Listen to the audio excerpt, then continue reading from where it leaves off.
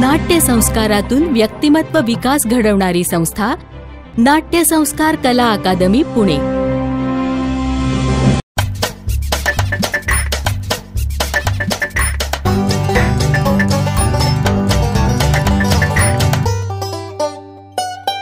व्यक्तिमत्व विकासासाठी बालवयातच नाट्याचे संस्कार होणे अत्यंत गरजेचे आहे. या उद्देशाने 1978 साली प्रकाश पारखी सरांनी नाट्य संस्कार कला अकादमी स्थापन केली.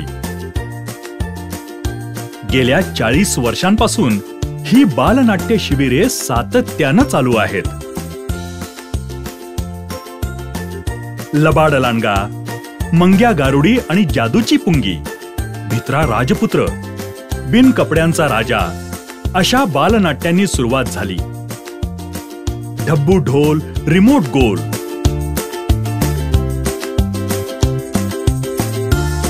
आई शपथ,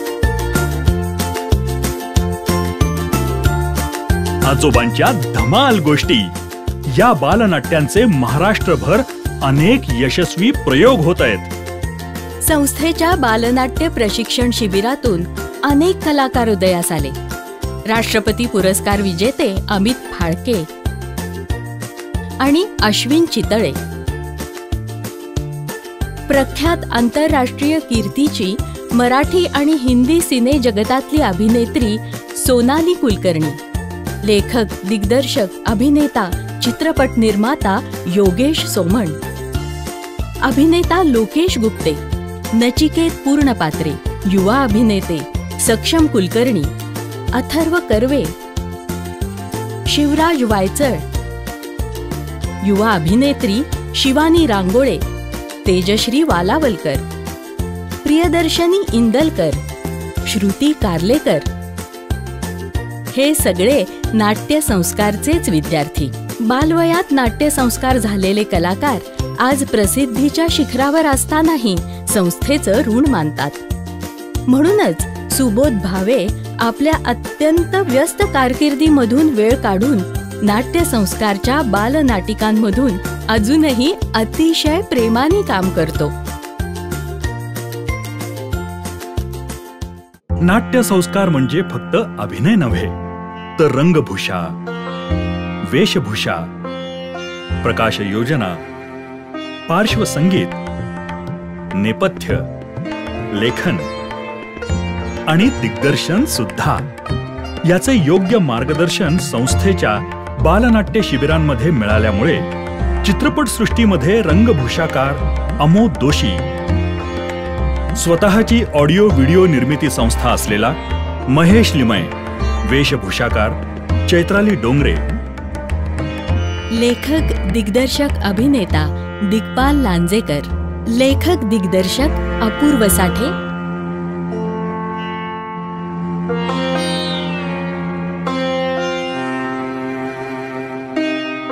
यातून फक्त कलाकारच नाही, तर अनेक यशस्वी डॉक्टर्स, इंजिनियर्स, उद्योजक, व्यावसायिक, त्याचबरोबर समाजसेवकही घडले. बालनाट्य शिबिरांमधून मिळालेल्या संस्कारांचा त्यांना आजही त्यांच्या करिअरमध्ये भरपूर उपयोग होत आहे. नाट्य संस्कारतर्फे शिशु गटापासून पुढे सर्व वयोगटासाठी दिवाकर स्मृती नाट्यछटा स्पर्धांचं आयोजन केलं जातं. एका व्यक्तीनं 3 ते 5 मिनिटांमध्ये एखाद्या प्रसंगाचं केलेलं सादरीकरण म्हणजेच नाट्यछटा. 1992 सालापासून नाट्य संस्कार कला अकादमी सातत्यानं या स्पर्धांचं संयोजन पुणे आणि पिंपरी चिंचवड विभागातून करत आहे. दरवर्षी हजारो स्पर्धक यात भाग घेतात. मराठी भाषेतील नाट्यछटा स्पर्धांचे यश लक्षात घेऊन हिंदी आणि इंग्रजी भाषेतही आता नाट्यछटा स्पर्धा संस्थेतर्फे घेतल्या जातात. संस्थेचे मार्गदर्शक गुरुवर्य भालबा केळकर यांच्या स्मृतीप्रित्यर्थ भालबा केळकर स्मृती करंडक स्पर्धा 1991 पासून आयोजित केल्या जातात. 10 वर्षांच्या आतील मुलांसाठी 10 मिनिटांच्या नाटुकल्यांच्या अशा या महाराष्ट्रातील एकमेव स्पर्धा आहेत. या स्पर्धांच्या संयोजनात पुरुषोत्तम करंडक स्पर्धा आयोजित करणारी महाराष्ट्रीय कलोपासक ही संस्थाही आता सहभागी झाली आहे. ही चळवळ अधिक प्रभावी होण्यासाठी नाट्य प्रतिमा प्रकाशन सुरू करण्यात आलं. नाट्यछटा, नाटुकल्या, नाटिका, नाट्यशास्त्र विषयक पुस्तके, audio CDs, video CDs, DVDs यांचंही प्रकाशन केलं. शाळा, संमेलनं या ठिकाणी संपूर्ण महाराष्ट्रभर वाचकांपर्यंत उपलब्ध करून दिलं. दरवर्षी 5 ते 8 आणि 8 ते 16 या वयोगटासाठी 15 एप्रिल ते 30 एप्रिल आणि 15 मे ते 30 मे तसंच वर्षभर रविवार सत्रात नाट्य प्रशिक्षण कार्यशाळा घेतल्या जातात. प्रभावी अध्यापनासाठी शिक्षकांच्या आणि हौशी पालकांसाठी नाट्य कार्यशाळा घेतल्या जातात. यातूनच वार्षिक सभासद योजना सुरू केली आहे. सभासदांना महिन्यातील एका रविवारी नाट्य कार्यशाळा आणि संस्थेच्या उपक्रमात संयोजनात सहभागाची संधी दिली जाते. टीव्ही सिरियल्स आणि चित्रपटांच्या वाढत्या लोकप्रियतेमुळे तरुण पिढी मोठ्या प्रमाणात त्यामध्ये अभिनय करण्यासाठी आकर्षिली जात आहे. त्यांना योग्य ते मार्गदर्शन करण्यासाठी युवा नाट्य कार्यशाळा सुरू करण्यात आली आहे. यामध्ये 18 वर्षांवरील सर्वांना नाटकासाठी उपयोगी असणाऱ्या सर्वच अंगांचं मार्गदर्शन आणि ऑडिशनसाठी सुद्धा तयारी करून घेतली जाते. गायन, वादन, नृत्य, चित्रकला यांच्या सरकारमान्य शालेय परीक्षा आहेत आणि या परीक्षेचे गुण 10वी बोर्डाच्या परीक्षेत धरले जातात. पण नाट्यकलेची कोणतीही परीक्षा नसल्यामुळे नाट्य संस्कार कला अकादमीनं 3 परीक्षा सुरू केल्या आहेत.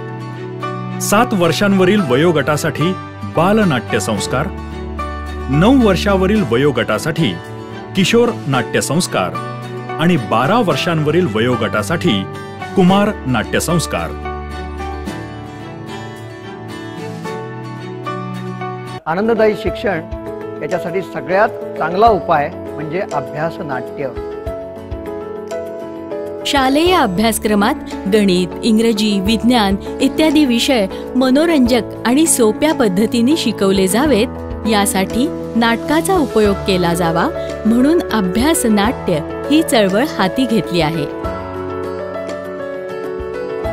श्रीयुत प्रकाश पारखी सरांनी पुण्यासह महाराष्ट्रभर तसंच महाराष्ट्राबाहेर आणि परदेशातही नाट्य प्रशिक्षण कार्यशाळा घेतल्या आहेत. भविष्य काळामध्ये विदेशी भाषेतील बालनाट्य आणि ज्येष्ठ नागरिकांसाठी नाट्य प्रशिक्षण घेण्याचा संस्थेचा संकल्प आहे. प्रशिक्षण, प्रयोग आणि प्रकाशन या तीनही माध्यमातून 40 वर्षे कार्य करणारी ही संस्था म्हणजेच नाट्य संस्कार कला अकादमी पुणे. आमच्या या कार्यात आपणही सहभागी होऊ शकता. आपण www.natyasanskar.com या वेबसाईटवर लॉग इन करा किंवा आमच्या 205 शुक्रवार पेठ पुणे 2 येथील कार्यालयाशी संपर्क साधा. दूरध्वनी क्रमांक 0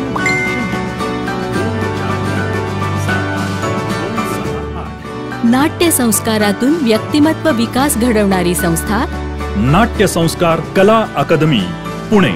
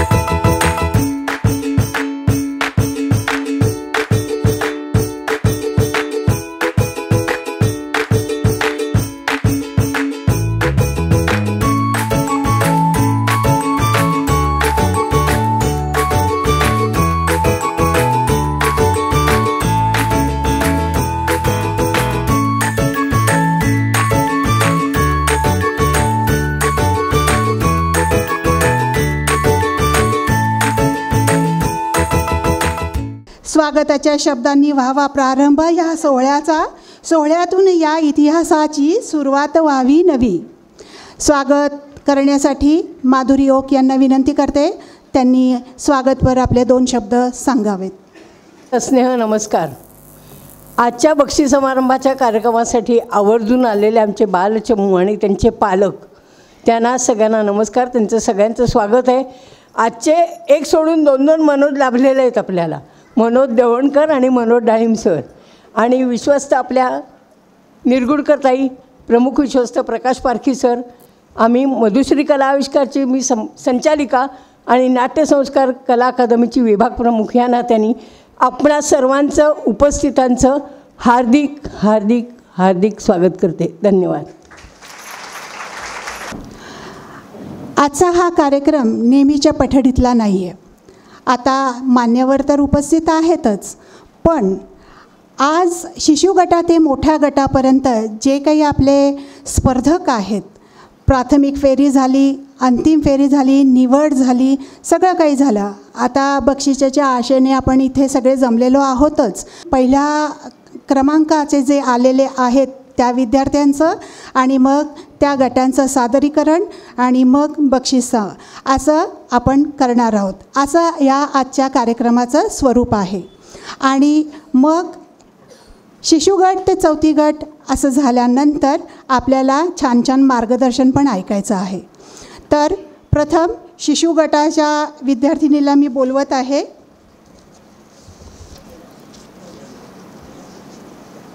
मनस्वी आत्रे. मनस्वी आत्रे. नमस्कार, माझे नाव मनस्वी ओमकार अत्रे. माझ्या नाट्यछटेचे नाव आहे खरं काय नि खोटं काय. काय म्हणता, केवढ्यांनी रडतेस? आहो, रडू नको तर काय करू. आईंनी बदलल्यावर काय होतं हे तुम्हाला काय कळणार? काय म्हणता, का बदललं? या मोठ्या माणसांचा नबुवा काय कळतच नाही. आणि आमच्या आईला तर काय, मला बदलण्यासाठी काही कारण पुरतं. आहो, कुत्र्याचं एक छोटंसं पिल्लू दाराशी आलं. त्याला दूध पाजावं म्हणून घरात आले, तर ते आलं की माझ्या पाठोपाठ झालं. त्याच्या चिखलाच्या पायांनी फर्शवर डाग पडले आणि आमच्या स्वच्छता प्रिय मातोश्रींना निमित्तच मिळालं. काय सॉलिड बदललं म्हणून सांगू? ऐ गो, अजून पण दुखतंय. पण मला हे कळत नाही, काल रेखा मावशीच्या बाळानं आमच्या 9व्या गादीवर चुक्क शू केली आणि म्हणते कशी, असू दे ग, काही बिघडत नाही. आता काय म्हणावं हिला? टाईटली ती तर काय महानच आहे. सारखी पुस्तकात डोकं घालून बसते. मग काय, ती सगळ्यांचीच लाडकी.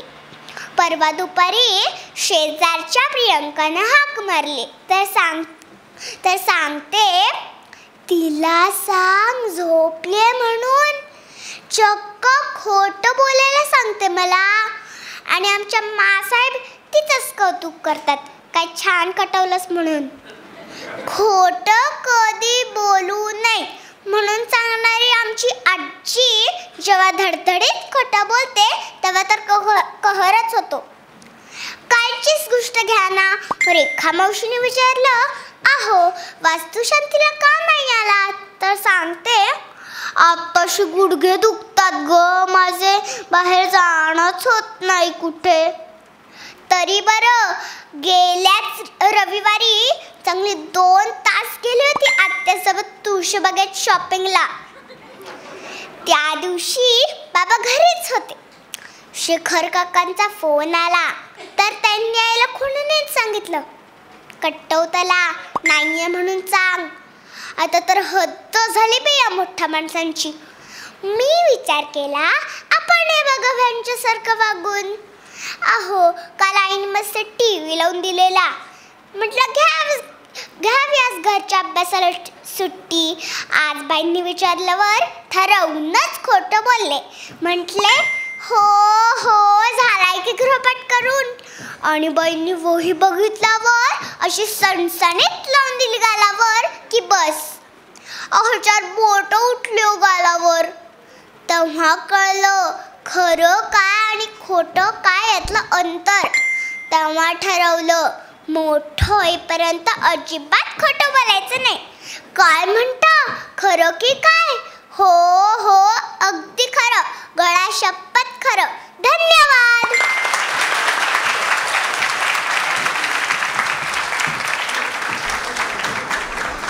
आता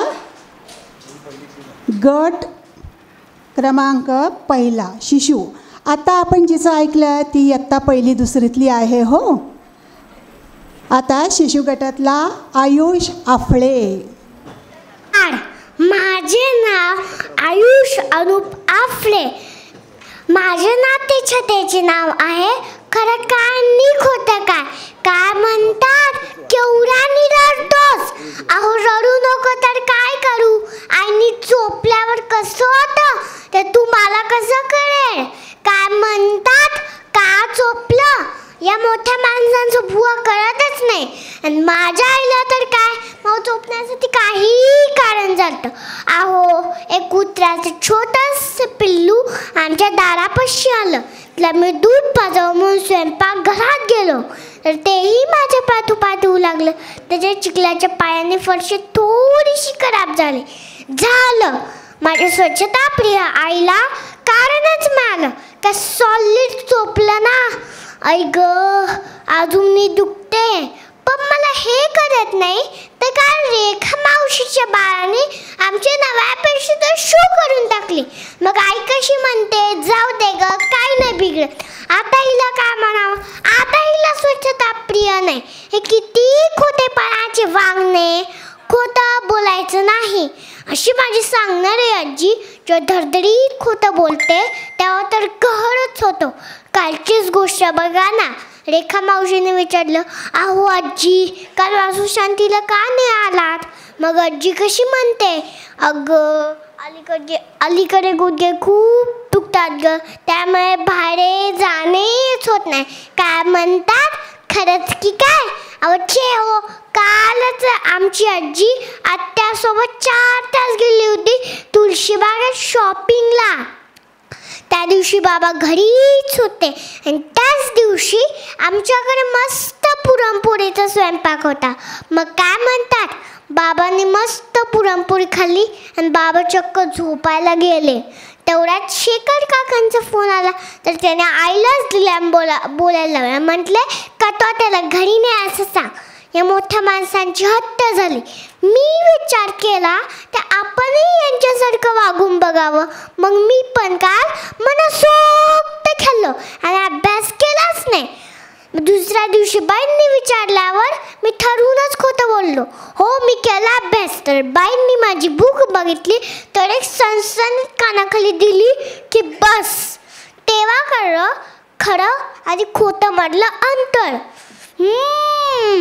आता मात्र ठरवलंय ते मोठं होईपर्यंत अजिबात खोटं बोलायचं नाही.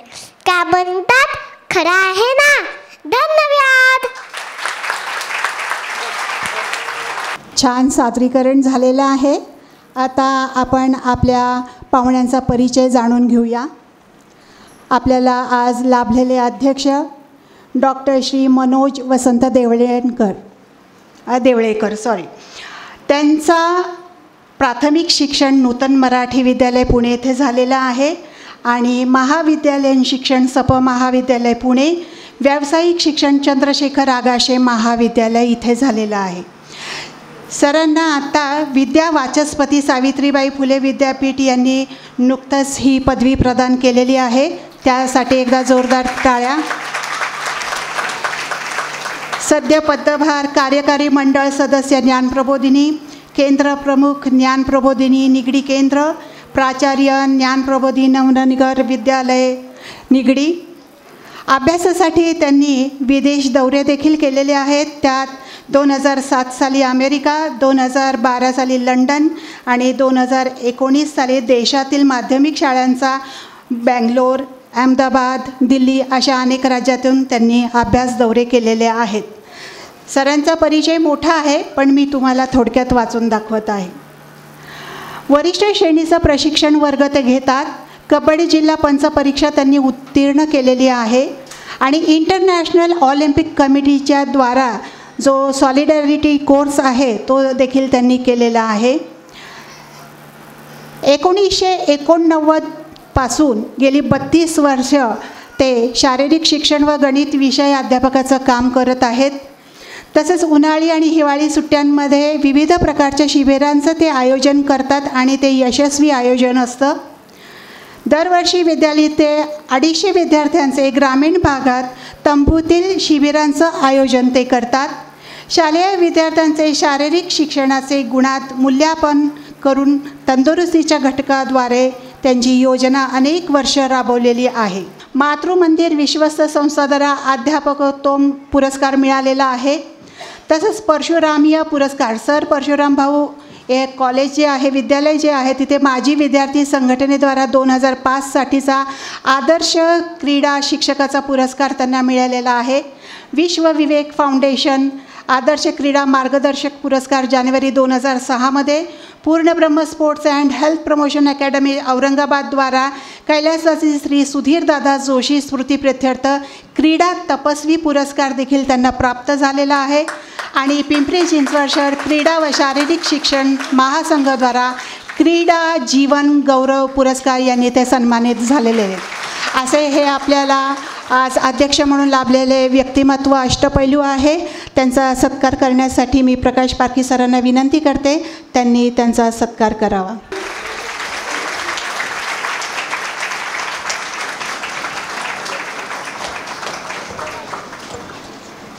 आजचे आपले दुसरे पाहुणे जे आपल्याला लाभलेले आहेत ते मनोज डाळिंबकर सर. त्यांचा थोडक्यात परिचय असा: गेली 15 वर्षापासून ते रंगभूमीवर कार्यरत आहेत.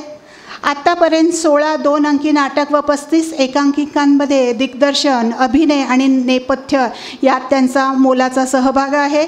संपूर्ण महाराष्ट्रभरातील जवळपास सगळ्या एकांकिकांमध्ये त्या स्पर्धांमध्ये त्यांनी यशस्वी सहभाग नोंदवलेला आहे.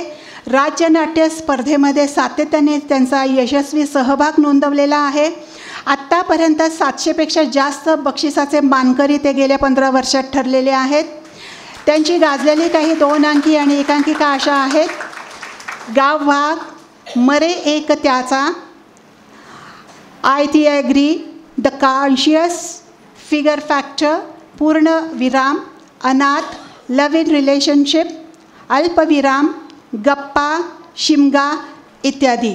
असे हे बहुआयामी व्यक्तिमत्व आपल्याला लाभलेलं आहे. मी परत एकदा प्रकाश पारखी सरांना विनंती करते, त्यांनी मनोज डाळिंबकर सरांचा सत्कार करावा.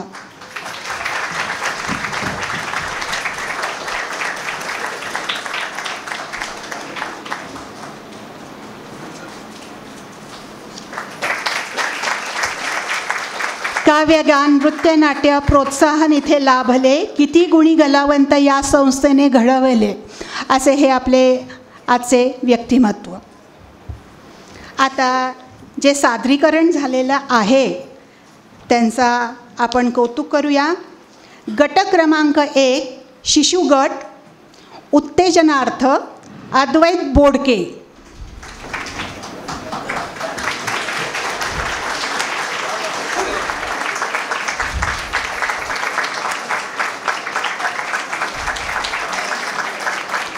उत्तेजनार्थ साईराज सावकार.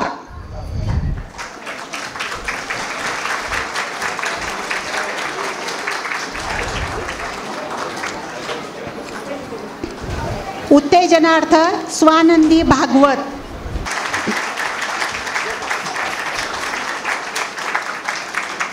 तृतीय क्रमांक दीक्षा सिन्फाल.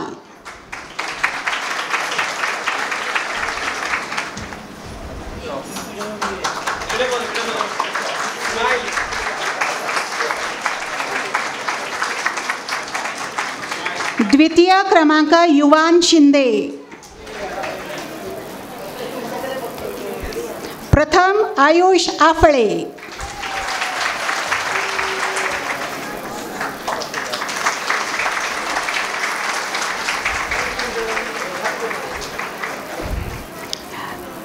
धन्यवाद मनोज डाळिंबकर सर.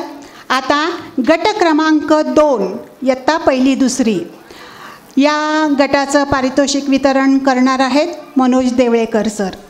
उत्तेजनार्थ अनुश्री जोशी.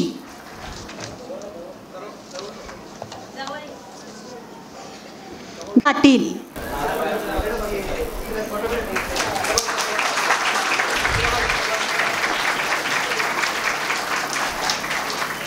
तृतीय क्रमांक सौम्या सावंत.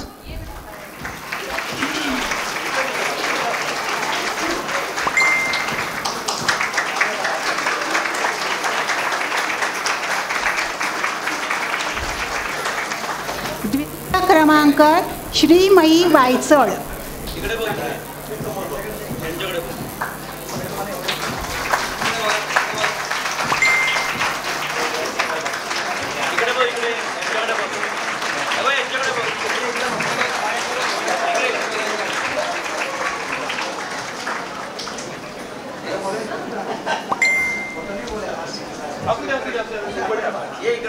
ज्यांच्या हस्ते बक्षीस समारंभ झालेले आहे असे श्री मनोज डाळिंबकर सर यांना मी विनंती करणार आहे त्यांनी त्यांचं मनोगत व्यक्त करावं.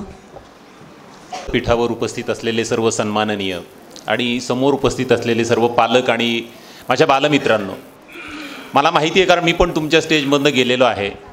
ही भाषणं वगैरे ऐकण्यामध्ये लहान मुलांना काडीचाही इंटरेस्ट नसतो, स्पेशली स्पर्धक असल्यानंतर, कारण ही परिस्थिती मी आजही अनुभवतो.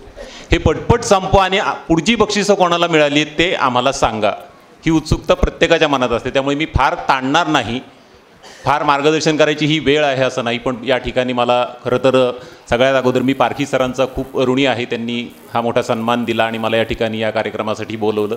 लहान मुलांच्या कार्यक्रमामध्ये सहभागी होणं मला नेहमीच आवडतं, मी सातत्याने सहभागी होत असतो. आज मला बरेच पालक ओळखीचे भेटले त्या निमित्ताने या ठिकाणी. तर या स्पर्धेमध्ये विजयी खरं तर मगाशी पालखी सरांबरोबर गप्पा मारता मारता एक विषय निघाला होता की मुलांपेक्षा पालकांनाच जास्त स्पर्धेमध्ये इंटरेस्ट असतो. मुलांनी भाग घ्यावाच स्पर्धेमध्ये, नक्कीच भाग घ्यावा.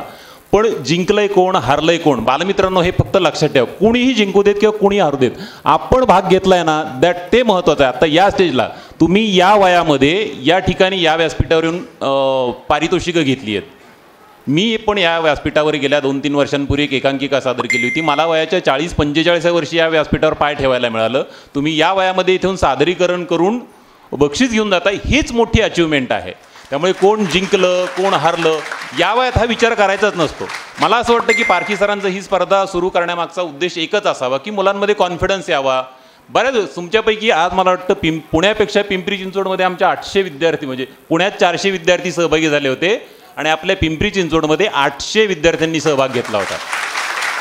आता 800 विद्यार्थी तर विजेते नाही होऊ शकत ना. आपल्या वर्गामध्ये पण 60-70 असतात. यावर्षी पहिलीला कोणीतरी एक जण पहिला येतो, दुसऱ्या वर्षी दुसरा कोणीतरी येतो. तर ते लक्षात ठेवायचं. फक्त आपण स्पर्धेत भाग घेणं महत्त्वाचं, सातत्याने काम करत राहणं महत्त्वाचं. कारण 15-16 वर्ष काम केल्यानंतर आज मला पारखी सरांनी हा इथे बहुमान दिलेला आहे. मला ते अगदी 2006 पासून ओळखतात की अच्छा नाही आता हा मनोज आता आपण याला बोलवू शकतो. तर ही स्टेज यायला वेळ लागत असतो. आणि नाटक हे असं एका दिवसात किंवा आता मी 4 दिवसात नाट्यछटा पाठ केली, आता मी परफॉर्मन्स करेन आणि आता आमच्या मुलांनी छान केलं त्याला मिळायलाच हवं. त्या मुलाला कदाचित वाटतही नसतं. तो आपली छान लहान मुलं आत्ता ज्या मुलांनी परफॉर्मन्स दिला त्यांना तर त्या वयात कळतही नसतं जे ते विजेते, असं मला तरी वाटतं एक पालक म्हणून सुद्धा आणि एक नाट्य रंगकर्मी म्हणून सुद्धा असं वाटतं. त्या मुलांच्या मनामध्ये हे आपण भरवू नये पालकांनी की स्पर्धा असते मग आमच्या मुलाला नाही मिळालं मग असं कोणी करत नाही. आम्ही रंगकर्मी असतो. परीक्षकसुद्धा या ठिकाणी मला वाटतं सकाळपासून आज बसलेले असतील. सगळे रंगकर्मी असतात. सगळी काही 10-10, 15-15 वर्ष या नाट्यक्षेत्रामध्ये काम केलेले असतात. आणि आम्ही कधीही रंगभूमीशी प्रतारणा करत नाही. जो माणूस रंगकर्मी असतो त्यालाच पारखी सरांसारख्या 30-35 वर्ष या क्षेत्रामध्ये काम करत, त्याहीपेक्षा अगोदर काम करत असलेले माणसं ते परीक्षकसुद्धा असेच निवडत असणार. निष्कलंक अगदी प्रामाणिक रंगभूमीशी असणार आहे. आणि बहुतेक नाटकात काम करणारा माणूस हा नाटकाशी किंवा रंगभूमीशी अत्यंत प्रामाणिक असतो. त्यामुळे पार्सिलिटी वगैरे ह्या गोष्टी या वयापासून मुलांच्या डोक्यात भरवल्या जाऊ नयेत या मताचा मी ठाम आहे. म्हणजे अगदी मुलांना आनंद घेऊ द्या स्पर्धेचा, त्यांना एन्जॉय करू द्या, त्यांना एक कॉन्फिडन्स. कारण सगळे 800 मुलं तर काही रंगकर्मी होणार नाहीत किंवा 800 मुलं तर काय अभिनेत्री होणार नाहीत. पण त्यांच्यामध्ये एक सेल्फ कॉन्फिडन्स येईल, एक जागरूक नागरिक घडवण्याचं काम जे काय पारखी सर करतायत त्याला थोडासा आपण हातभार लावतो आहोत इथे. या निमित्ताने या स्पर्धेमध्ये भाग घेतलेल्या 800 पैकी 800 विद्यार्थ्यांचं मी मनापासून स्वागत करतो, अभिनंदन करतो. शेवटी जे विजेते झालेले आहेत त्यांचंही अभिनंदन आहेच आहे, पण ज्यांना काही मिळालं नाही त्यांनी पुढच्या वर्षी जोरदार तयारी करायची आहे आणि पुढच्या वर्षी त्यांनी पहिल्यांदा इथे परफॉर्मन्स करून पहिलं बक्षीस घेऊन जायचं आहे. मी तुमचा जास्त वेळ घेणार नाही. पुन्हा एकदा पारखी सर आणि तुमच्या संपूर्ण टीमला सर मनापासून धन्यवाद हा इथे मला बोलून बहुमान दिल्याबद्दल, आणि तुम्हा सगळ्यांचंही मनापासून धन्यवाद. Thank you very much. गट क्रमांक 3 मनस्वी देशपांडे.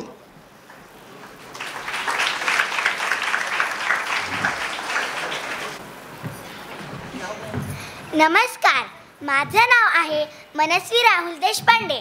आज मी एक मराठी नाट्यछटा सादर करणार आहे. त्या नाट्यछटेचं नाव आहे शार्दूल, त्रास नको देऊ.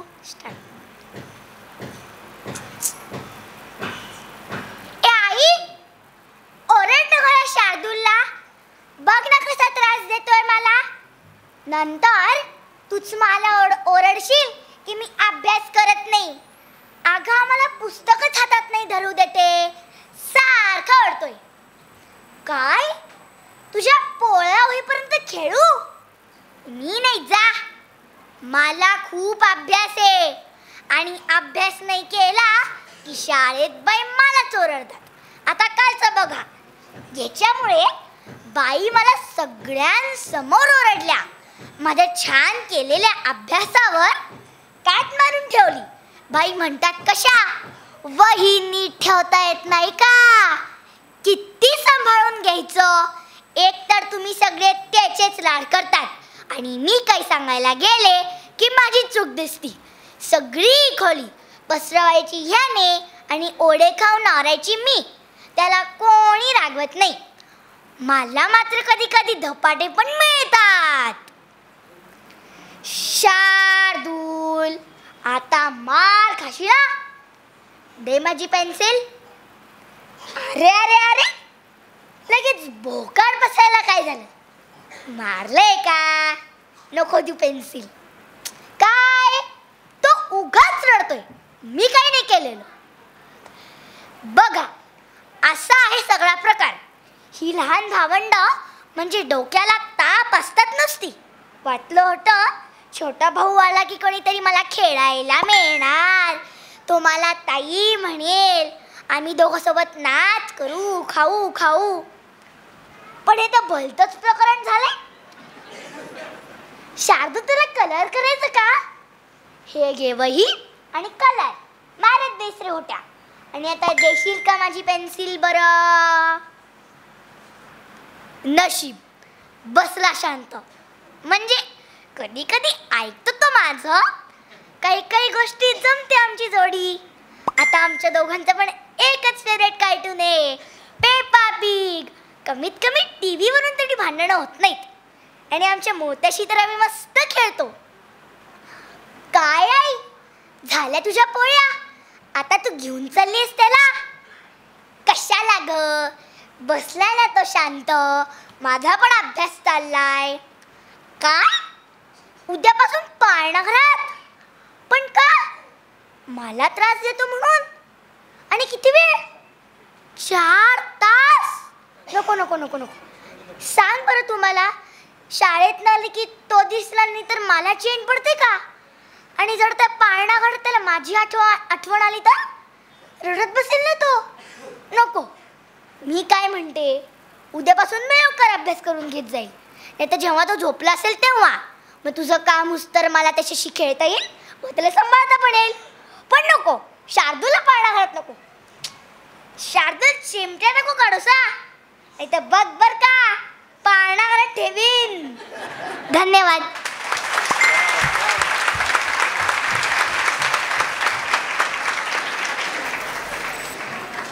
गट क्रमांक 4 आराध्या हंडे. मधुश्री कलाविष्कारचे सचिव श्री राजेंद्र बाबर उपस्थित आहेत. त्यांना मी विनंती करते त्यांनी व्यासपीठावर यावं.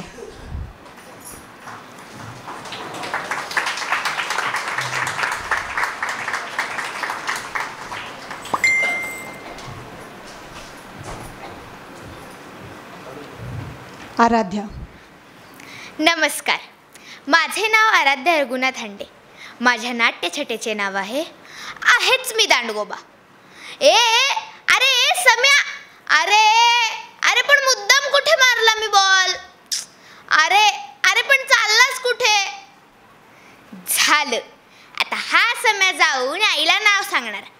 आता खेळताना जरा लागणारच ना. पण ह्याची कुरकुर सुरू. आई, मग त्याची आई मलाच पुन्हा ओरडते, म्हणते काय मुलगी आहे, दांडगोबा आहे नुसती, जरा नाजूकपणा नाही हिच्यात. जेव्हा बघावं तेव्हा मुलांमध्ये खेळत असते. काय म्हणाली साई? तिकडे त्या प्राची रेवा खेळतात, त्यांच्यात का नाही जात खेळायला? अगं पण मला नाही आवडत बैठे खेळ खेळायला, कारण त्या म्हणजे नेहमी सापशिडी, लुडो, नाहीतर त्या भेंड्या.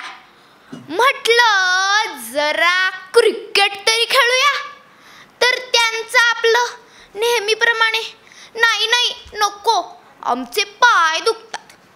तिकडे ग्राउंडवर मंदार, सम्या, निलेश काय मस्त मस्त खेळ खेळत असतात.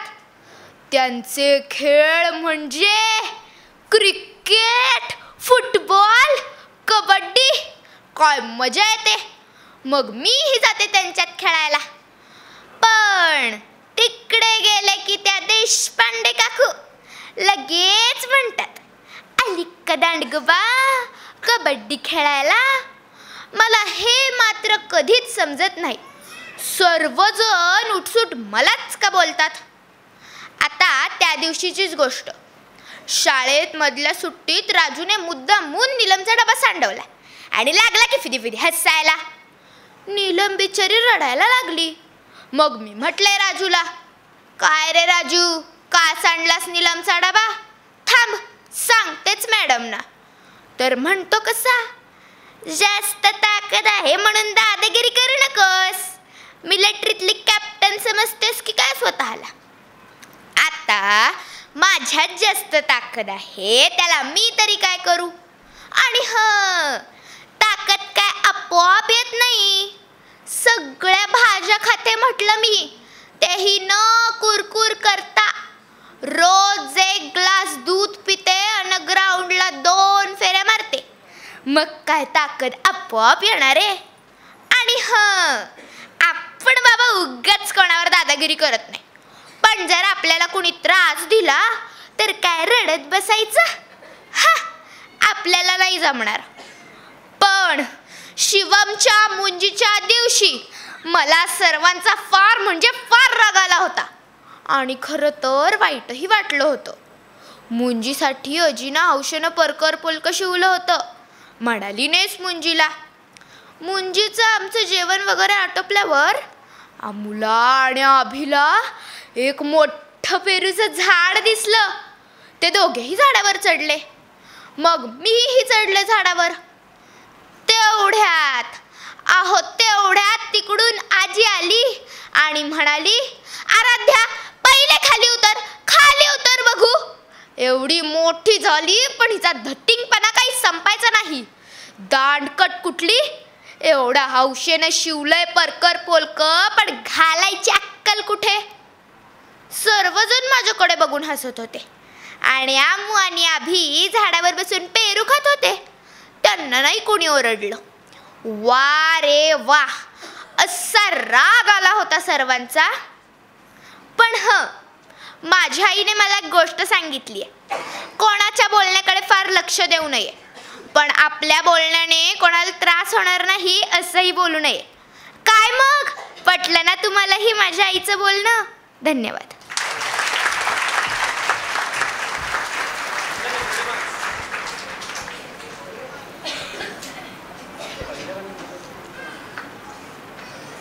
जे शाळेत शिक्षक असतात ते विद्यार्थ्यांना त्यांचे गुण ओळखून पैलू पाडत असतात. तर अशा शिक्षिकांचं आपण आत्ता इथे कौतुक करणार आहोत. प्रथम वैशाली पोफळे यांचा थोडक्यात परिचय करून देण्यासाठी मी अश्विनी कुलकर्णी यांना विनंती करते, त्यांनी वैशाली पोफळे यांचा परिचय द्यावा. वैशाली पोफळे आल्यात का?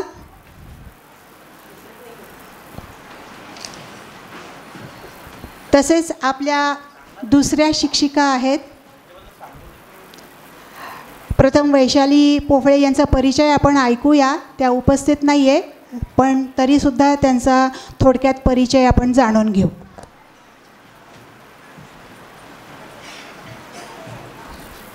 नमस्कार. नमस्कार. सौ वैशाली श्रीपाद पोफळे या शिक्षिका ज्ञानप्रबोधिनी गुरुकुलमध्ये शिक्षिका आहेत. त्यांचं शिक्षण MA BEd मराठीपर्यंत झालेलं आहे. इयत्ता 5वी ते 7वी या वर्गांना त्या मराठी आणि इतिहास शिकवतात. अध्यापनाचं काम गेली 13 वर्षे ज्ञानप्रबोधिनी शाळेमध्ये त्यांचं चालू आहे. सौ स्वाती चेतन मोरे MA BEd आहेत त्या. ज्ञानप्रबोधिनी नवनगर विद्यालयामध्ये पूर्व माध्यमिक विभागातील इयत्ता 5वी ते 7वीला सर्व भाषा विषय शिकवतात. व्यक्तिमत्व विकसन खाते प्रमुख आहेत. अंतर्गत सर्व स्पर्धा नियोजन आणि मार्गदर्शन करतात. आता तुम्ही विचारात पडला असाल की या शिक्षिकांचं एवढी माहिती सांगून ह्या काय करतात, पण याच्या मागची भूमिका अशी आहे की सर्वांना हे कळावं. ह्या शिक्षिका खूप मेहनत घेतात त्यांच्या विद्यार्थ्यांना तयार करण्यात. त्या स्वतःही भाग घेतात, मुलांनाही भाग घ्यायला लावतात आणि अतिशय कष्ट करतात ह्या मुलांचे जे गुण आहेत ते सर्वांपुढे येण्यासाठी. म्हणून आपण त्यांचं कौतुक करणार होतो, पण काही कारणास्तव त्या आत्ता इथे उपस्थित नाही आहेत. पण तरीसुद्धा हे कौतुक त्यांचं आपण का करतो आहे हे तुम्हाला कळावं म्हणून हा थोडक्यात माहिती तुम्हाला आम्ही दिलेली आहे. तशात आपल्या सिटी प्राईड स्कूलच्या ज्या आहेत मोशी या शीतल चांदगुडे, त्यांना देखील आपण असंच त्यांनी खूप आपली काय म्हणतात शाळेत इतकी मेहनत घेऊन मुलांना तयार केलं आणि इतकं सुंदर त्यांनी सगळ्या मुलांना सहभाग घ्यायला लावला. त्या इथे उपस्थित देखील आहेत. त्यांची माहिती थोडक्यात अश्विनी कुलकर्णी. सिटी प्राईड स्कूलमध्ये मोशी मध्ये शिक्षिका असलेल्या शीतल एकनाथ चांदगुडे MA मराठी हिंदी BEd आणि DSM त्यांनी केलेले आहेत कोर्स.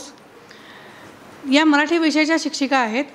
इयत्ता 4थी 5वी 6वी अशा एकूण 6 वर्गांना त्या शिकवतात आणि सर्व मुलांना मार्गदर्शनही करतात नाट्यसंस्थेसाठी.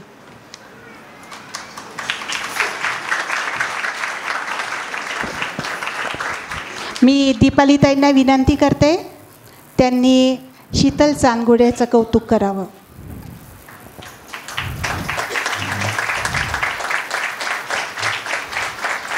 मुलांशी अतिशय छान मनमिळावू व्यवहार आहे त्यांचा आणि अतिशय कोऑपरेटिव्ह नेचरच्या त्या आहेत.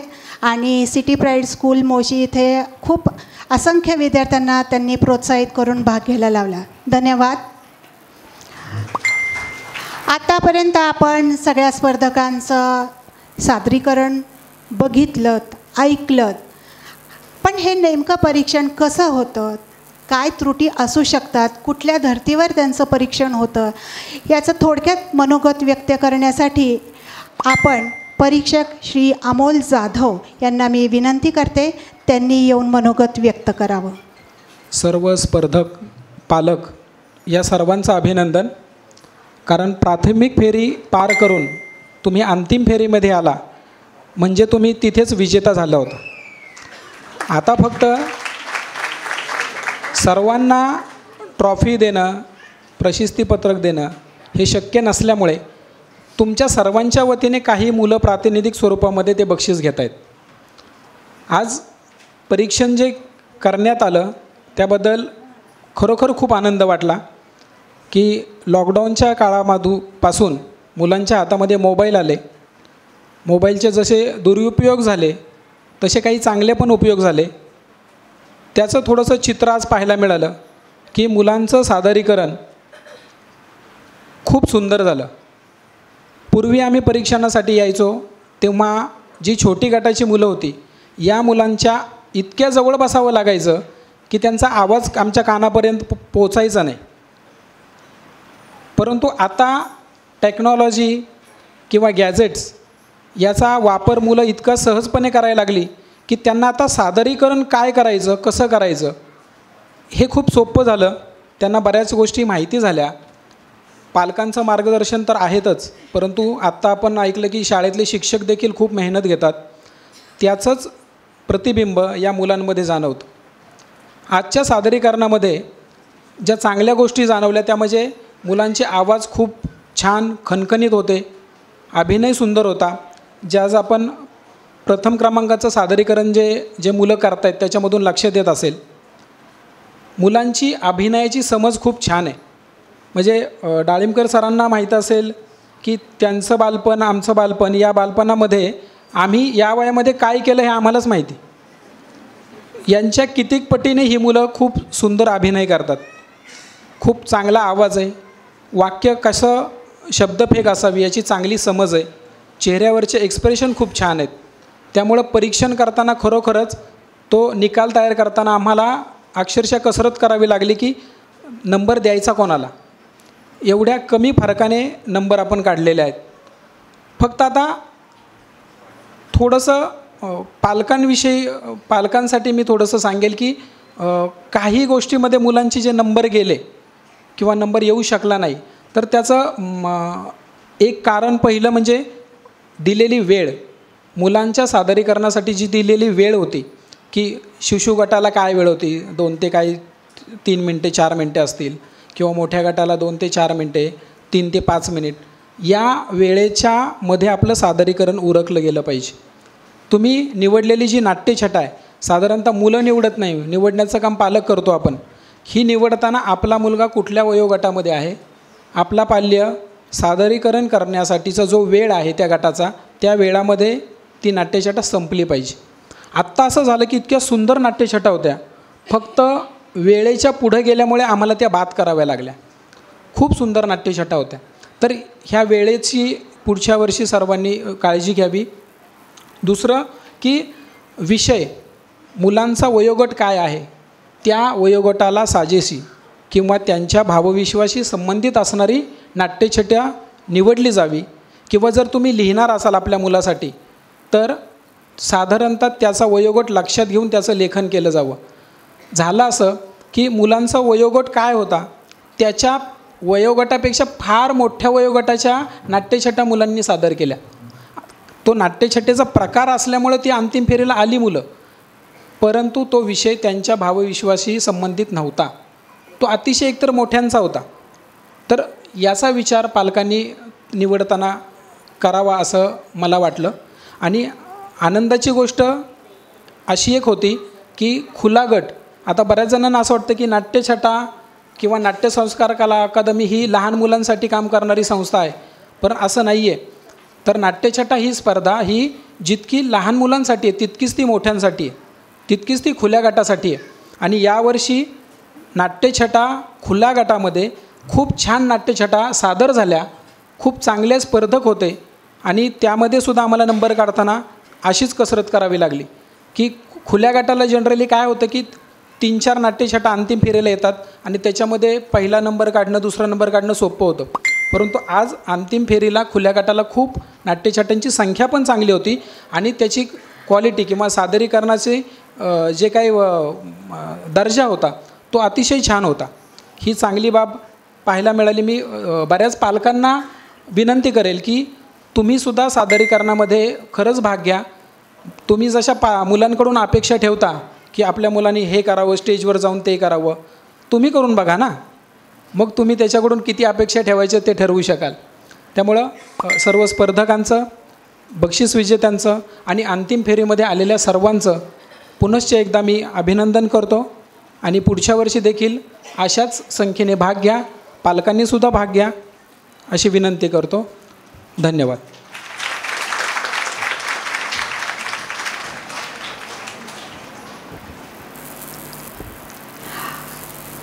अतिशय छान मार्गदर्शन अमोल सरांनी केलेलं आहे.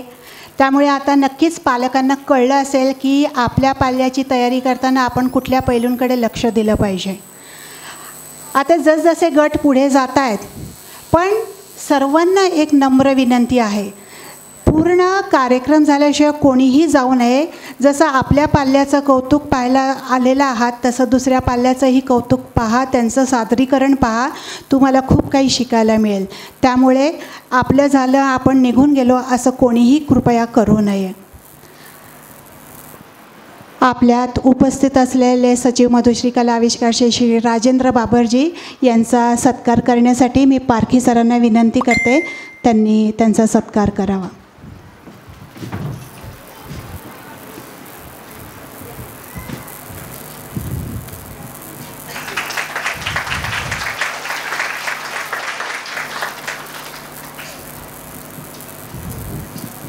धन्यवाद. नाट्य संस्कार कला अकादमी ही गेली जवळजवळ 32 ते 33 वर्ष कार्यरत आहे. असंख्य अभिनेते अभिनेत्री अशा या व्यक्तिमत्व विकासाच्या शिबिरात भाग घेऊन नाट्यछटेत भाग घेऊन त्यांनी आपलं कार्य पुढे चालू ठेवलं आणि ते सुप्रसिद्ध नट नटी अशा या अभिनय क्षेत्रात आपलं नाव कमवित आहेत. या संस्थेची आणखीन माहिती आणि विविध उपक्रम जाणून घेण्यासाठी मी नाट्यकला संस्कार कला अकादमीचे मुख्य विश्वस्त संस्थापक अध्यक्ष श्री प्रकाश पारखी सर यांना मी विनंती करते, त्यांनी येऊन त्यांची प्रास्ताविक करावं. नमस्कार. नमस्कार. सगळे नमस्कार म्हणून तर मी नमस्कार म्हणत राहीन. व्यासपीठावरील सर्व मान्यवर आणि इथं उपस्थित असलेले सर्व आबालवृद्ध प्रेक्षक, नाट्यसंस्कार कला अकादमी या संस्थेला 44 वर्ष पूर्ण झालेली आहेत.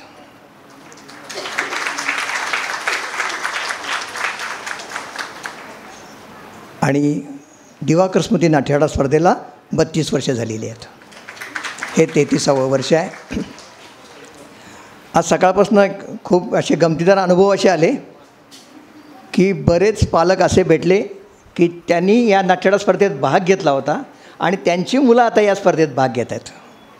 दुसरी पिढी आलेली आहे आणि त्यांना ते आश्चर्य व्यक्त करतो की सर अजून तुम्ही हे काम चालवलेलं आहे आणि आमच्या मुलांना त्याचा फायदा होतो आहे.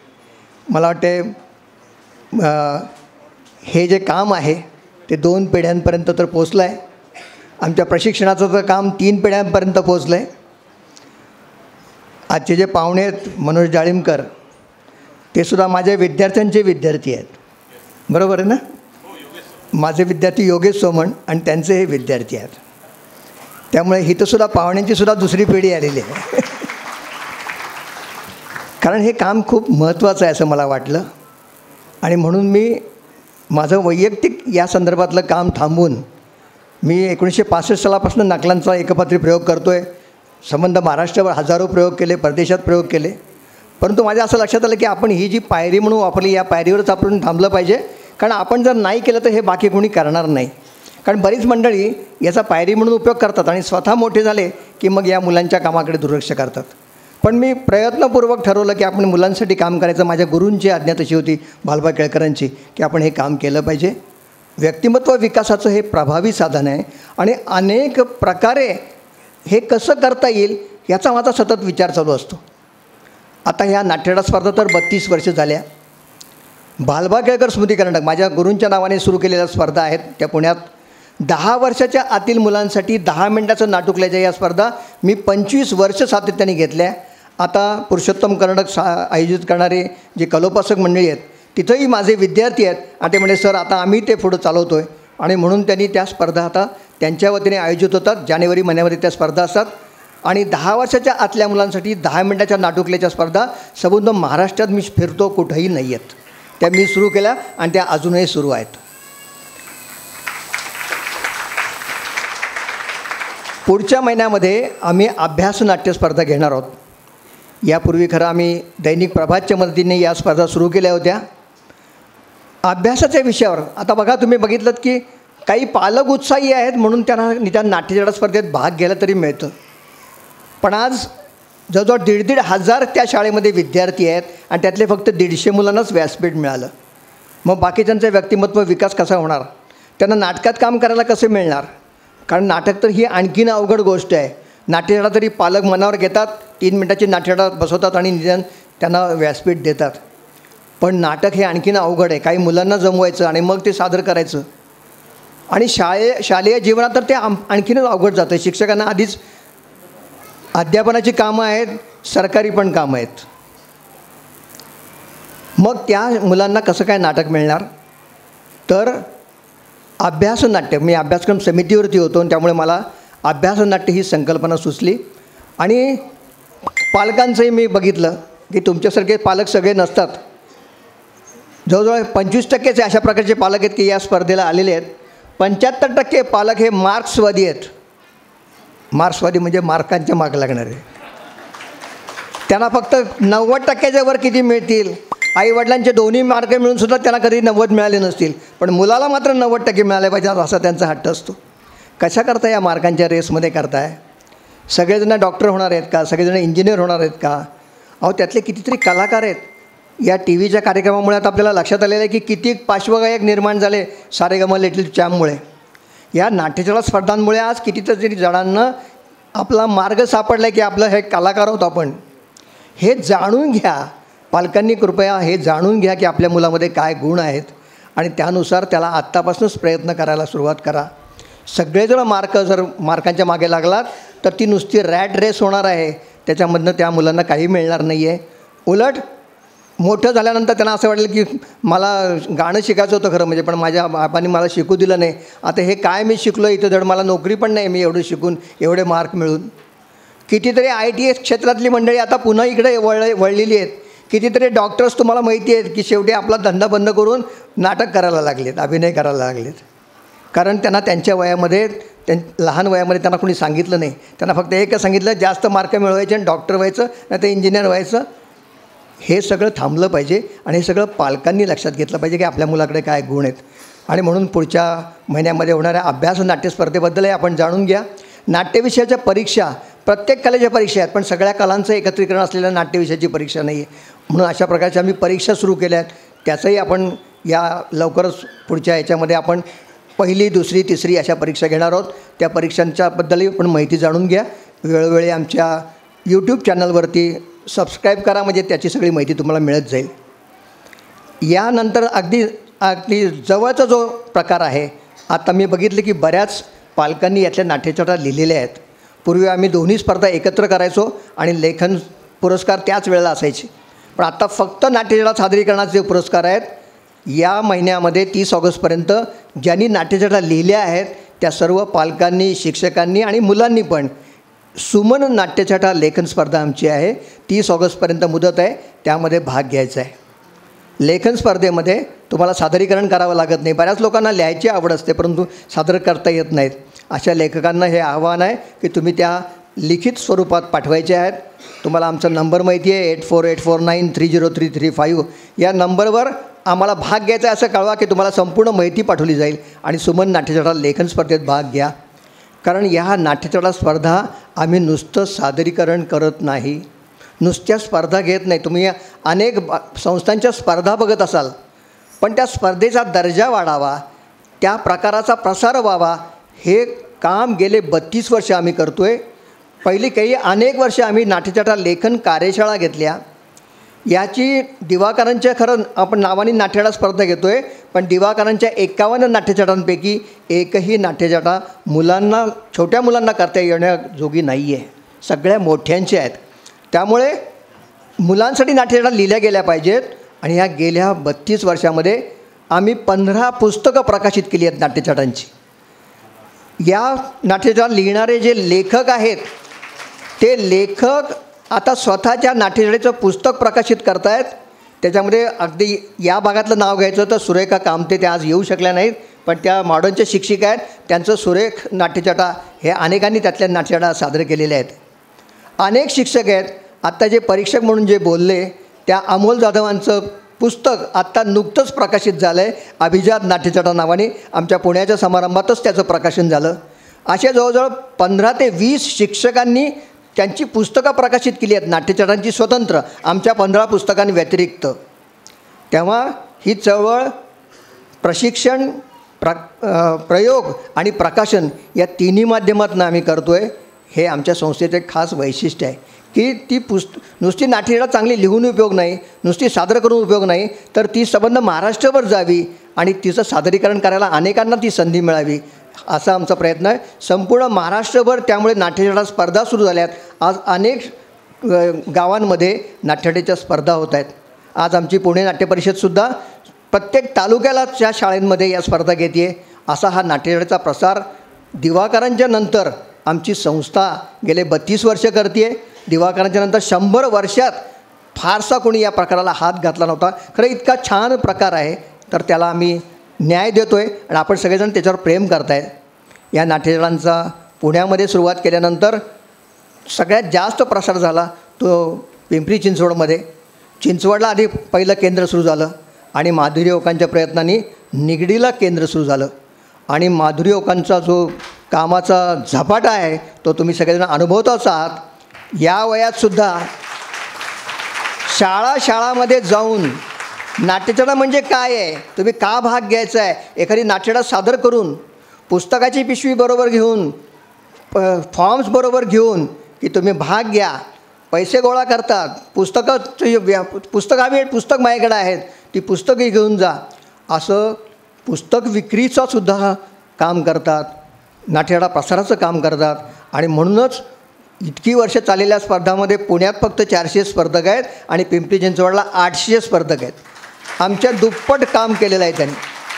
आम्ही म्हणतो की उलट त्यांच्या वयोमानाप्रमाणे आता तुम्ही जास्त दगदग करू नका, हे एवढं सगळं जमवायचं, पैसे मोजायचे, फॉर्म्स करायचे, त्या सगळ्या फॉर्म्स लावायचे, या सगळ्या व्यापामुळे काही वेळा थोडंसं नियोजनामध्ये काही थोडीफार हे झालं, आमचं नियोजन थोडंसं जरा काही वेळा फसलं, परंतु त्यांचा तो उत्साह पाहून आम्ही ते तसंच चालू ठेवतो आहे. तुम्हाला विनंती आहे की पुढच्या वेळेला जास्तीत जास्त आपण ऑनलाईन प्रवेश प्रक्रियेमध्ये घ्या की ज्याच्यामुळे त्यांना जास्त त्रास होणार नाही. त्या सगळ्या शाळेमध्ये येतील, सगळ्यांना सांगतील, पण ऑनलाईन केल्यामुळे त्यांचा त्रास कमी होईल आणि ही संख्या अजूनही वाढू शकते. कारण या स्पर्धेचा मुख्य म्हणजे काय होतं की पालकांपर्यंत योग्य माहिती पोचावी यासाठी ही ऑनलाईन प्रक्रिया आहे. तर आपण पुढच्या वेळा तो नक्की विचार कराल. माधुरी त्यांचं खरोखरच खूपच कौतुक आहे, अभिनंदन आहे. आणि या नाट्यशाळा स्पर्धांच्या संदर्भामध्ये मला वाटतं भरपूर मी बोललो आहे. आता सगळेजण बक्षीस घ्यायला उत्सुक आहेत, तेव्हा आपण बक्षीस समारंभाकडे वळूया. यानंतर यापुढचा बक्षीस समारंभ आहे. धन्यवाद.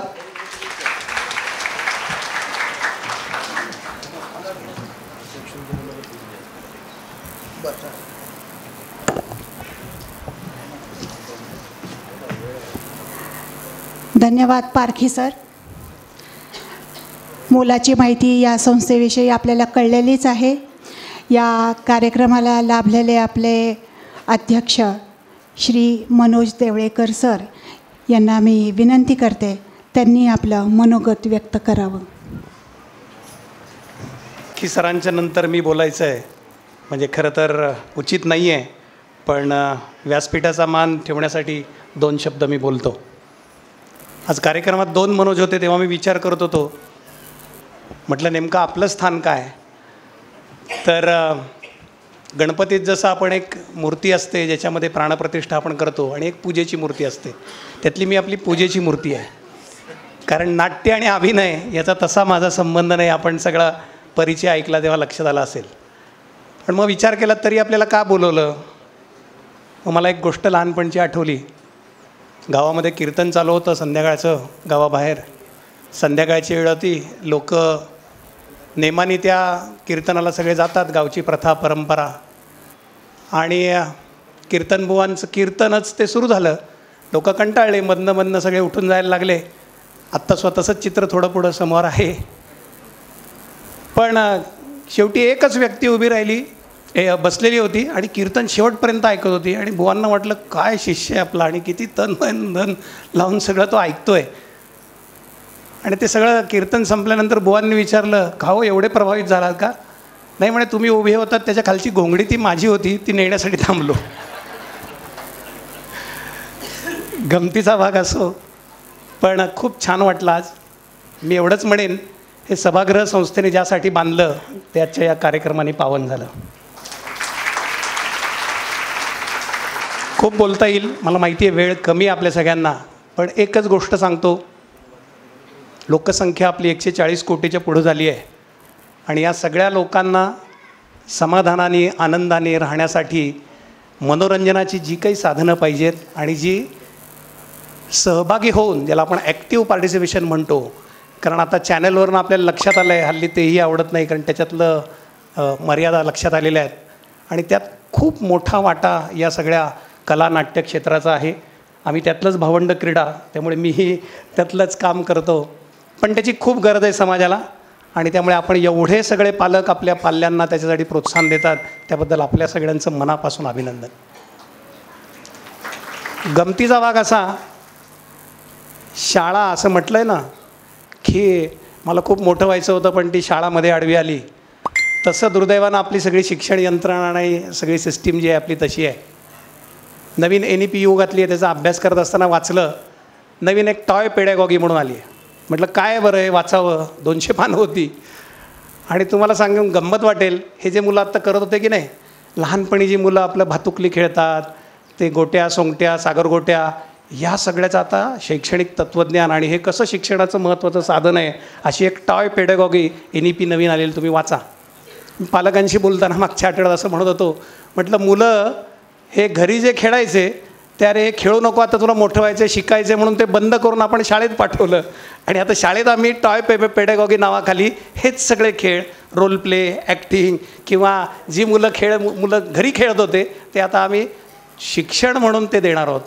मला सांगायचं एवढ्यासाठीच आहे की खरं तर शनिवार रविवारची शाळा बाकीची मुलं वाट बघत असतात आणि बाकीची 5 दिवस कसे तरी उरकतात आणि त्यांना जे मुक्त व्हायचं असतं ती रविवारची शाळा आज खरी भरली आहे. ह्याचं महत्त्व आपण सगळ्यांनी जाणलं पाहिजे. खरं हे शिक्षण आहे, पारखी सरांनी ते सगळं सांगितलं आहे, माझा अधिकार नाही ते सांगितला, पण खरं व्यक्तिमत्व विकसन हे या सगळ्यामध्ये होतं. मानसिक ताणतणावापासनं समाजामध्ये 4 लोकांमध्ये मिसळण्यासाठी ताठमानेनी कसं बोलायचं, कसं वागायचं, हे खरं तर शिक्षण आहे. आणि त्याच्याही पलीकडे कशात तरी रमणं, मला काहीतरी येतं हा आत्मविश्वास म्हणजे खरं तर शिक्षण आहे. बाकी शिक्षण म्हणजे ते विषयज्ञान नाही आहे आणि ते याच किंवा यासारख्या कला क्रीडा यातनंच शिक्षण होतं, बाकीच्या विषयातनं होत नाही. त्यामुळे हे आपण सगळ्यांनी जरूर जोपासावं आणि त्यातनंच आपला भारत हा खऱ्या अर्थाने विश्वगुरू होईल. त्यासाठी पारखी सर आणि त्यांची सगळी टीम जी काम करते त्यांचं खूप खूप खूप अभिनंदन. संस्थेकडनं आमच्याकडनं जी काही मदत लागेल ती हक्काने जरूर मागा. इथं मला समोर आम्हाला अनेकदा शाळेमध्ये या क्षेत्राचं प्रशिक्षण द्यायचं असतं मुलांना, पण त्यातले तज्ज्ञ उपलब्ध नसतात. त्यामुळे माधुरीताई तर आमच्या आहेतच, मी त्यांना इथं 35 वर्ष बघतो आहे. त्या शाळेत येऊन या सगळ्याचं म्हणजे त्यांचं जे वर्णन आता पारखी सरांनी केलं मी सगळं ते अनुभवलेलं आहे. त्यामुळे आपल्यापैकी ज्यांना रस आहे की ही परंपरा आणि हा नाट्य हा जो मानवाच्या जीवनातला एक महत्त्वाचा अंग आहे ते टिकवण्यासाठी आपल्याला ज्यांना जे करायचं आहे त्यांना इथं आपल्याला जरूर संधी आहे. त्यामुळे पुन्हा एकदा आज एवढंच म्हणेन की हे आमचं सभागृह या स्पर्धेने आणि या कलेने पावन केलं, त्याबद्दल सगळ्यांचं मनापासून अभिनंदन.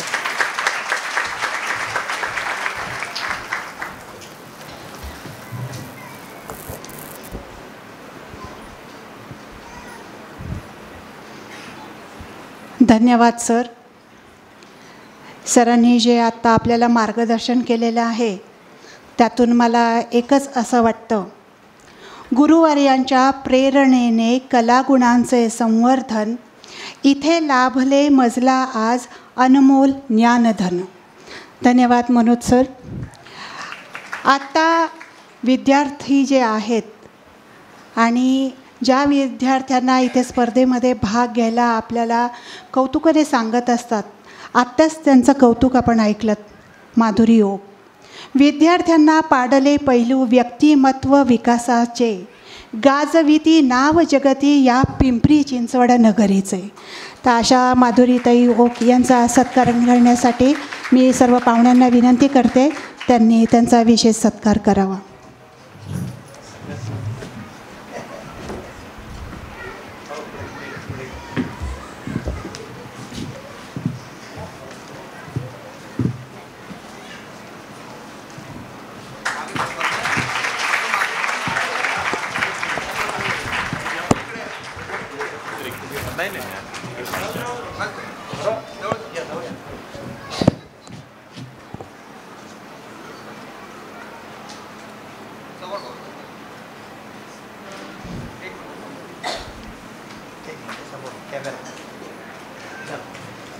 धन्यवाद सर्वांना.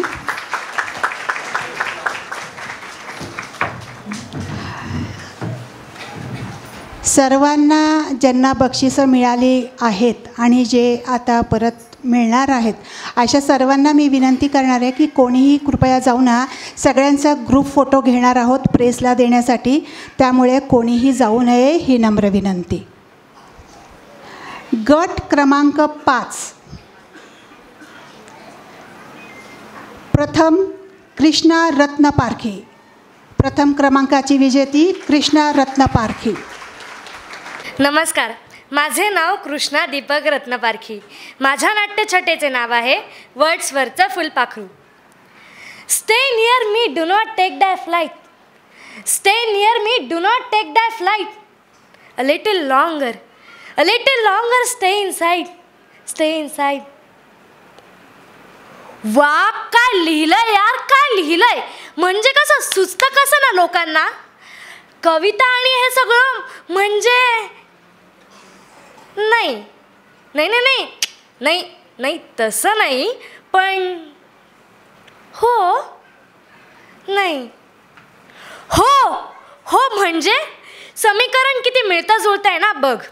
कविता म्हणजे वर्ड्सवर्थ, कविता म्हणजे वर्ड्सवर्थ आणि आपला वर्ड्सवर्थ म्हणजे ही कविताच.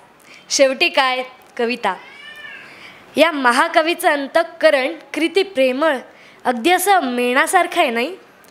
आनंदामध्ये इकडून तिकडे घिरट्या घालणाऱ्या सूक्ष्म अशा किड्याला अगर मुंगीला, सूक्ष्म अशा किड्याला अगर मुंगीला किंचित बरं का, किंचित कुणी अडथळा निर्माण केला तर ह्या कवीच्या हृदयाला लागली चटका बसून अश्रूंनी डबडबलेले त्याचे नेत्र त्याच्या कवितेत ठिकठिकाणी कसे स्पष्ट दिसतात नाही. तर हीच पहा की फुलपाखरू टू अ बटरफ्लाय. आ हा हा, किती बहारीची आहे तो बहर, ते फुलवणं. काय म्हणतोय पहा. Oh pleasant with the days, oh pleasant with the days, the time when in our childish plays. My sister Emmeline and I, my sister Emmeline and I together chase the butterfly, together chase the butterfly. आ हा. काय तर म्हणे माझी बहीण एमिलाइन आणि मी आमच्या बागेत बागडणाऱ्या फुलपाखराला त्याच्या पंखावरची धूळ हळूच प्रेमानं अलगदशी पुसायला सुद्धा हात लावित नसे हो. का सांगते कारण आपल्या नखाचा स्पर्श होऊन त्या बिचाऱ्या फुलपाखराचा नाजूक पंख कदाचित दुखावेल, त्याच्या आनंदाचा विरस होईल. किती सुंदर कल्पना आहे ना. आणि हो, हेही तितकंच खरं आहे की मराठीचे जसे बालकवी तसा इंग्रजीचा वर्ड्सवर्थ. कुणी आक्षेप घेऊच शकत नाही हो. जे न देखे रवी ते देखे कवी. खरोखरच अशा या कवीच्या अध्ययनानं खडक देखील मेण होऊन जाईल हो. खडक देखील मेण होऊन जाईल तर माणसाचं काय. माणूस तर ह्या सगळ्या पुढे. अरे या पुस्तकात हा ढेकून कुठून आला. अरे थांब चोरा, पळतोस काय हा.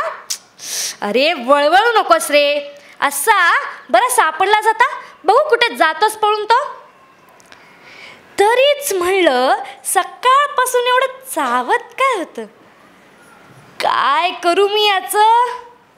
हां, खिडकी वाटे फेकून देते. हे नाही नको. याला जर फेकून दिलं तर हा पुन्हा येईल, पुन्हा चावेल. नको. मग असं चिरडून टाकू का. नको, हाताला उगीच घाण लागेल. मग हां, या दिव्यातल्या चिमणी वाटे आत फेकून देते. म्हणजे कसा चांगला भाजून मरशील, भाजून. बघा कसा चिकटून बसलाय तो. पड रे खाली. बोट भाजलं ना रे मेल्या. मर आता मर. हां, तर कुठे होते मी. वर्ड्सवर्थ, कविता, फुलपाखरू आणि वर्ड्सवर्थ, कविता, फुलपाखरू आणि ढेकून. कृष्ण, आता हे सगळं काय होतं. म्हणजे ह्याला काय म्हणता येईल बरं. मनुष्य स्वभावातील मौज की भावना वशातला क्रौर्य? कोण? बाबू? हां, काय जेवणाची तयारी झाली का? हो, आले आले आले. आपल्याला काय, जेवण झाल्यावर पुन्हा वर्ड्सवर्थ वाचू. धन्यवाद. Hello hello. ही नाट्यछटा दिवाकरांनी लिहिलेली आहे, हे आणखीन विशेष आहे. आता गट क्रमांक 6 खुला गट. प्रथम क्रमांक नेहा खरे. नमस्कार, माझं नाव नेहा खरे आणि माझ्या नाट्यछटेचं नाव आहे प्लॅनशेट. काय ओळखलत ना? ओळखलंच असेल म्हणा. हे पांढरे केस, हे पांढरे कपडे, हा सगळा अवतार. काय नाही ओळखलत? अहो मी हडळ. नाही नाही नाही, म्हणजे त्याचं काय झालं, 4 दिवसांपूर्वी मी एका ट्रिपला गेले होते आणि गाडीचा झाला ना हो ॲक्सिडेंट. गाडी खोल दरीत आणि मी थेट वर. तर इकडे आल्यापासून ना मला काहीही कळत नाही आहे. म्हणजे मी नक्की आली आहे तरी कुठे? हा नक्की स्वर्ग आहे की नरक? 4 दिवस झाले नुसती भटकतीये मी. आणि अहो अजून इकडचं तुळशीबाग, वैशाली, वाडेश्वर काहीच माहीत नाही ना. त्यात मोबाईल नाही माझ्याजवळ, त्यामुळे तर जामच बोर झाले. मोबाईल असताना तर मस्त एक व्हॉट्सॲपला स्टेटस लावला असता, पडले खोल दरीत, स्वर्गात आले त्वरित. हे पण कसलं काय काय टाइमपास करावा काही कळत नाही आहे. ए हो, बरं आठवलं, ते मी खाली असताना ना प्लॅनचेट करायचे. ते नाही का, एखाद्या आत्म्याला बोलवायचं आणि त्याच्याशी गप्पा मारायच्या. येस, तेच करते. एखाद्या माणसालाच बोलवते. पण कोणाला बोलवू बरं? अगं बाई, कोणाला काय, आपल्या हक्काचा माणूस नवरा त्यालाच बोलवते. काय करत असेल बरं का? बाई ग, माझ्या फोटोसमोर उभा आहे हो, रडतोय.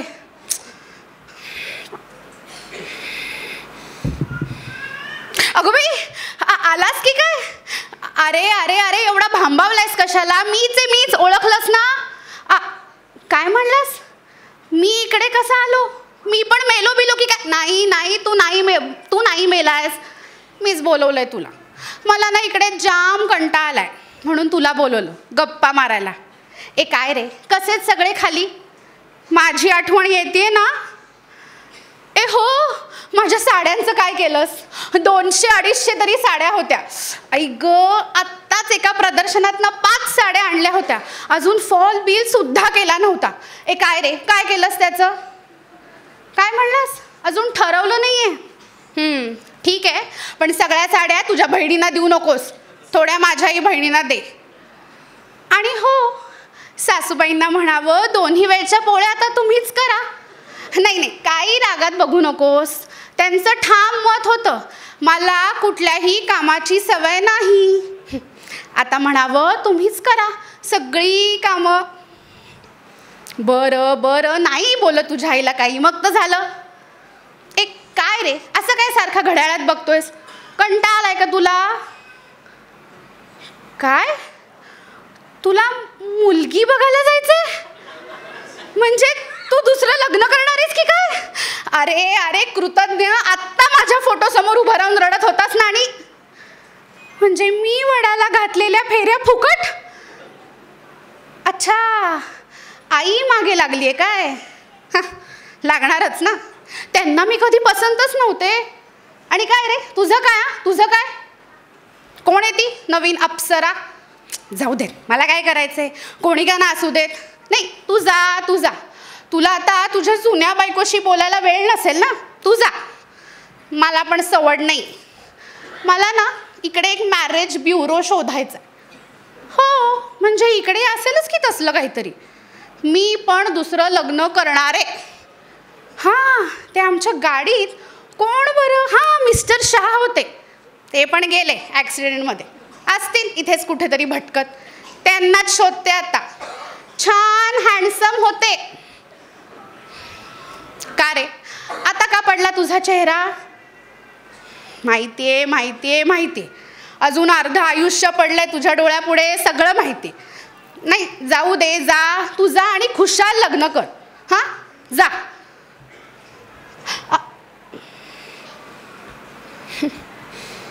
बघितलं ना मंडळी, गेला सुद्धा. नाही म्हणजे जाऊ देच. काय ना, आपण मेलो ना की ह्यांचं काही खरं नाही. अहो, करू दे त्याला दुसरं लग्न. खरं आहे, अजून भरपूर जगायचं आहे त्याला. आणि सोबत एक कंपॅनियन तर हवाच की हो. आणि माझं म्हणाल ना तर मी काही दुसरं लग्न बिग्न करणार नाही आहे. माझा मस्त सुखी छान 10 वर्षांचा संसार झालेला आहे. मी तृप्त आहे. अरे काय बोलत बसले तुमच्याशी, तुम्हाला तुमची कामं असतील ना. मी काय आता बघते इकडे काय आहे काय नाही. आणि हो, मी हडळ असले तरी चांगली आहे बरं का. नाही म्हणजे वाटेत कधी भेटलेच तर ओळख द्या. चला, अच्छा, नमस्कार.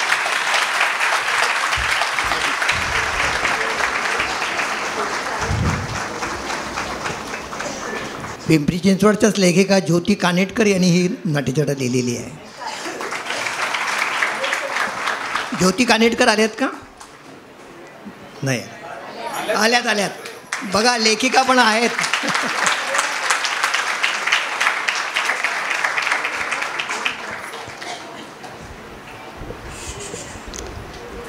आता उत्सुकता ताणली जात नाही आहे, तोपर्यंतच लगेच बक्षीस समारंभ सुरू करते. गट क्रमांक 3, उत्तेजनार्थ काव्या बोरकर.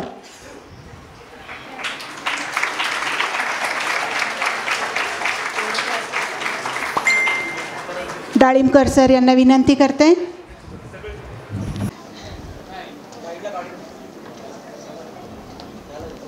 झालं का?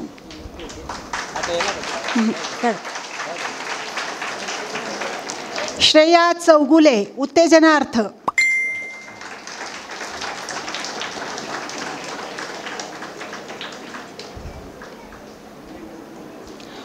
उत्तेजनार्थ अद्विका दास.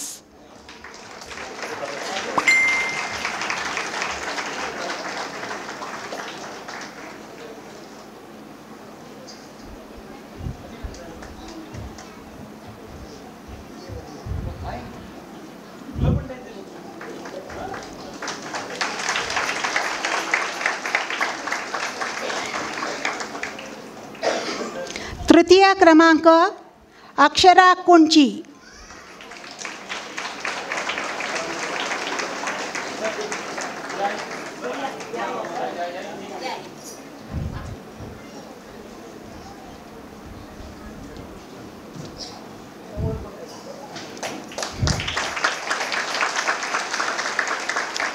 द्वितीय क्रमांक आर्या विचे.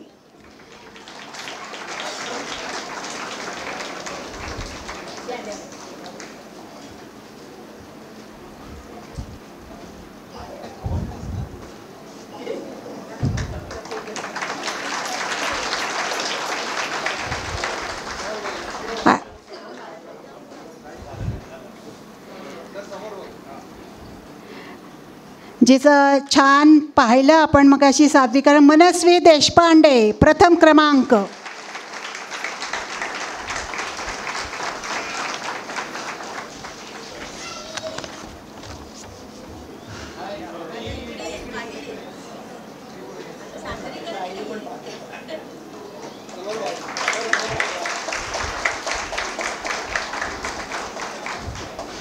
गट क्रमांक 4 उत्तेजनार्थ रिया गोखले.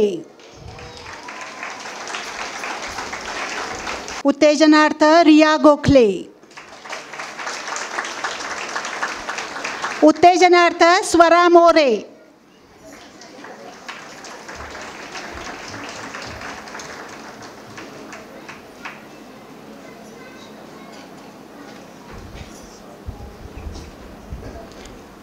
उत्तेजनार्थ ईश्वरी निकम.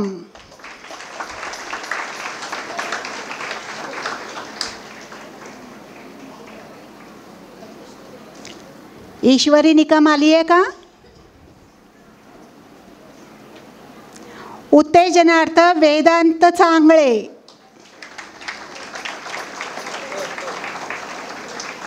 वेदांत सांगळे.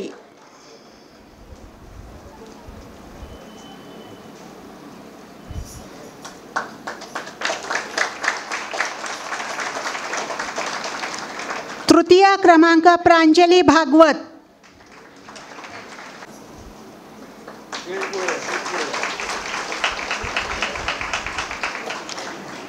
द्वितीय क्रमांक आत्मज सकुंडे.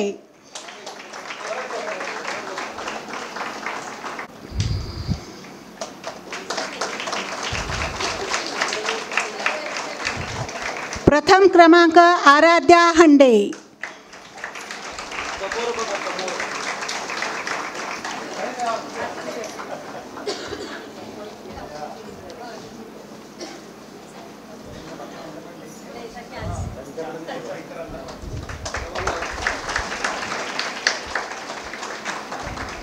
गट क्रमांक 5 इयत्ता 8वी ते 10वी उत्तेजनार्थ मुक्ता देशमुख.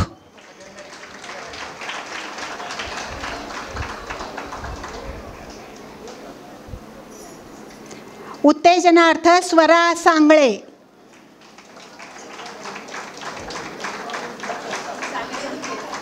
साई कांदेकर.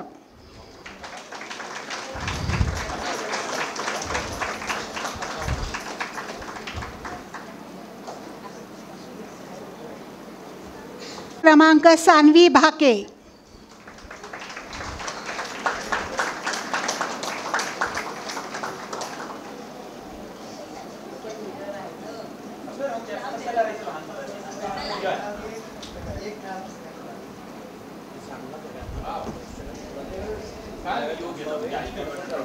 ग्रुप फोटो घ्यायचा आहे त्यामुळे कोणीही जाऊ नये.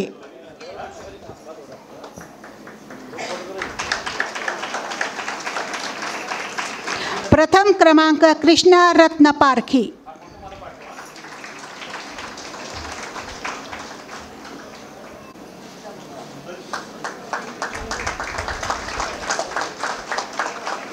गट क्रमांक 6 खुला गट. तृतीय क्रमांक अनुराधा पेंडुरकर.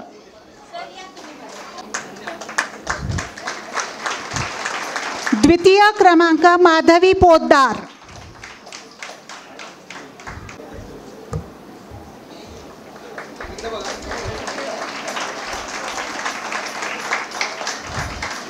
प्रथम क्रमांक नेहा खरे.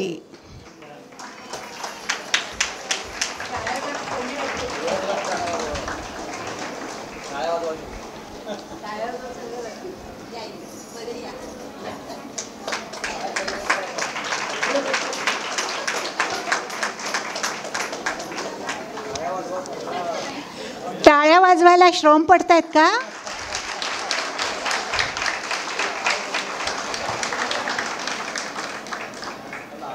धन्यवाद सर्वांना. सर्वांनी आसन ग्रहण करावं. ज्ञानप्रबोधिनीच्या शिक्षिका कोणी आल्यात का? वैशाली पोफळे, स्वाती मोरे.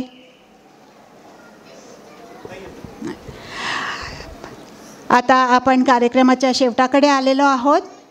ग्रुप फोटो घेण्यापूर्वी माधुरी ओक आपणा सर्वांचे आभार मानतील आणि ज्यांनी बक्षिसं घेतली आहेत त्या सर्व विद्यार्थ्यांनी नंतर स्टेजवर यायचं आहे.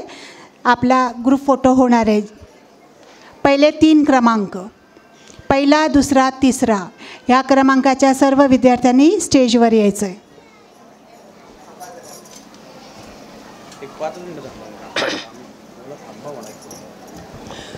कार्यक्रम समारोपाकडे आलेला आहे. आभार मानणं हे पण तेवढंच महत्त्वाचं आहे. ह्या नाट्यछटा स्पर्धा घेत असताना सगळ्यात महत्त्वाचं सहकार्य आपल्याला ज्ञानप्रबोधिनी नवनगर विद्यालयाचं मिळतं. अनेक वर्ष आम्ही या स्पर्धा घेतो आहे आणि दोन्ही रविवार त्या स्पर्धांना आम्हाला सगळे वर्ग उघडून देणं, शिपायांची सोय करणं सगळं त्यांच्याकडनं आम्हाला मिळतं. त्यामुळे नवनगर विद्यालयाचे आभार मानावे तेवढे कमीच आहेत. स्पर्धा म्हटलं की विद्यार्थी आले, विद्यार्थी म्हटलं की शाळा आल्या. शाळांमधले पण शिक्षक, शाळांची किती नावं घ्यावी. SB Patil modern Vidyalaya, Gurukul Dnyanprabodhini, SPM, city pride, Nigdi, Ravet, Moshi, modern high school, अशा अनेक युनिक विजन, चिंचवडनगर, अशा सगळ्या शाळांच्या शिक्षकांचं, मुख्याध्यापकांचं आम्हाला तेवढंच सहकार्य मिळतं आणि तुमच्या पालकांचं पण तेवढंच सहकार्य मिळतं. त्यामुळे सगळ्यांचे पुन्हा एकदा आभार आणि धन्यवाद धन्यवाद धन्यवाद.